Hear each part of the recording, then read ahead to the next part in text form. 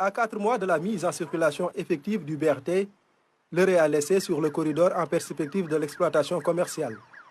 Des tests sont effectués sur le trajet et les résultats sont jugés très satisfaisants. Ce jalon concerne les tests techniques du BRT sur 3 mois. D'abord des tests statiques dits de gabarit pour regarder l'interface des bus avec les stations.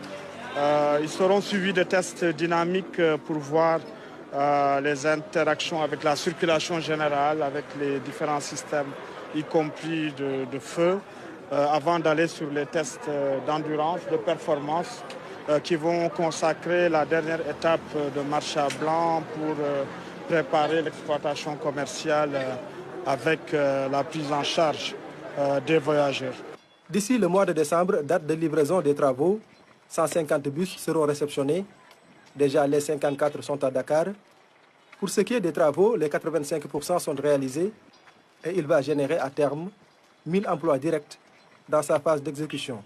Plus qu'un projet de transport, parce que nous avons fait 40 km de réseau d'assainissement neuf. Vous voyez les lampadaires, il y a plus de 1400 lampes installées dans le couloir. Nous faisons de l'aménagement paysager, de l'aménagement urbain, en plus des emplois qualifiés, je disais 1000 emplois qualifiés. Les recrutements sont en cours.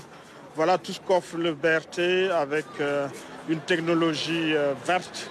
Le bus rapide Transit va desservir un linéaire de 18 km partant de Dakar à Guédiawaye avec 23 stationnements autonomes en énergie solaire. À l'heure actuelle, une bonne partie des emprises est libérée et les populations sont appelées à préserver l'infrastructure. Toutes les dispositions sont prises pour que les occupations de l'emprise soient libérées. Nous souhaiterions que cette libération se fasse de manière volontaire. C'est pourquoi nous avons eu à diffuser un communiqué pour que ceux-là qui déroulent des activités sur les emprises puissent quitter et libérer ces emprises-là.